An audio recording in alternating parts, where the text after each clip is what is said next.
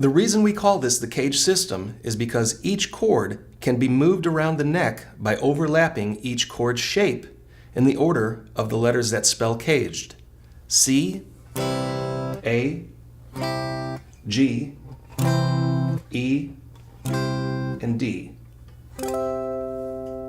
Starting with the open C chord, the C note on the 5th string, 3rd fret, overlaps to the next position, which is the A shape or A form C chord. Remember, it's not an A chord, just the A chord shape. So we are still playing a C chord. From this A shape, the notes on the 5th fret overlap to the G chord shape. From this G shape, the notes on the 8th fret connect to the E chord shape. From this E shape C chord, the C note on the 4th string, 10th fret connects us to the D shape C chord. And that's how we caged the C chord. C in its open C chord shape, C in the A chord shape, C in the G chord shape, C in the E chord shape, C in the D chord shape. From this D shape C chord, we can even continue up the neck because the notes on strings 1, 2, and 3 connect us back up to the C shape. Here you can cage the C chord all over again and keep going as high as your guitar allows.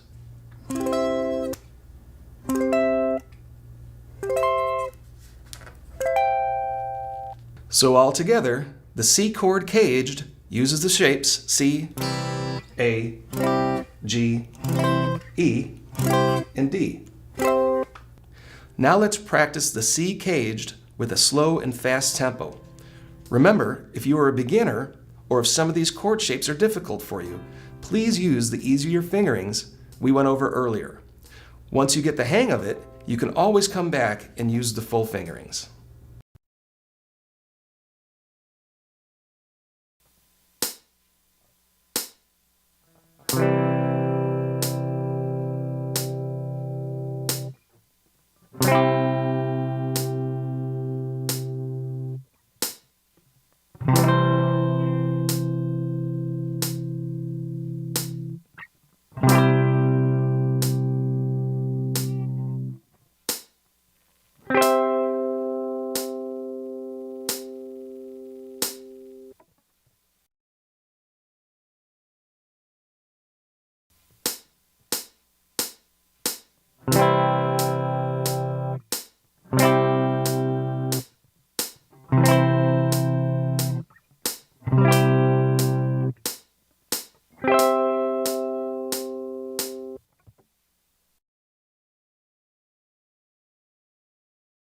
The whole reason for learning the cage system is so you could spice things up when you are playing a song by using different positions or different voicings instead of repeating the same chord progression. For example, a common chord progression is C to G. By knowing the cage system, you can make this chord progression very interesting by moving to different caged positions. Say this C to this G. First, let's learn the caged G chord, then we'll practice moving a progression up the neck.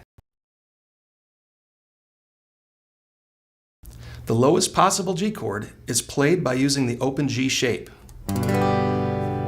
From there, we'll continue to spell out caged.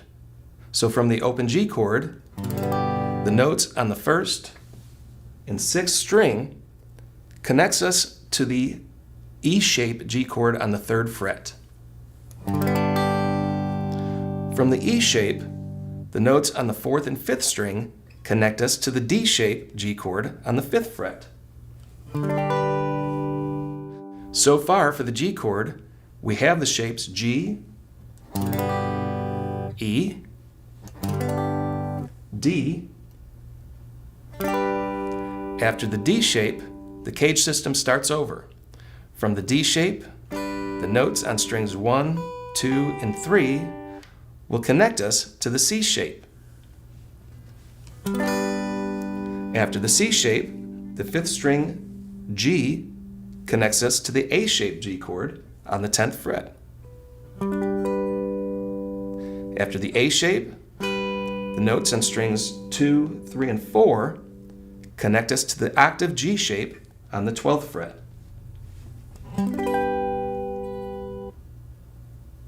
And as long as you have frets, you can continue to the E shape on the 15th fret, and D shape on the 17th fret, and on up the neck as long as you have frets.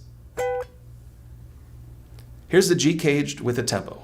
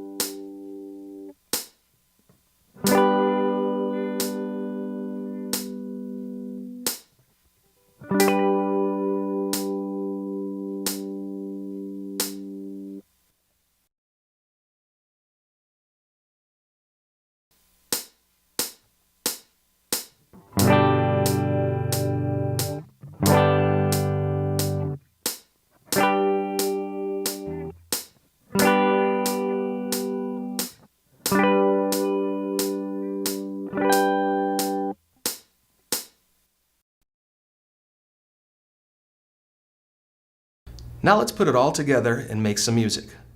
We'll start out slowly, strumming the open C chord once,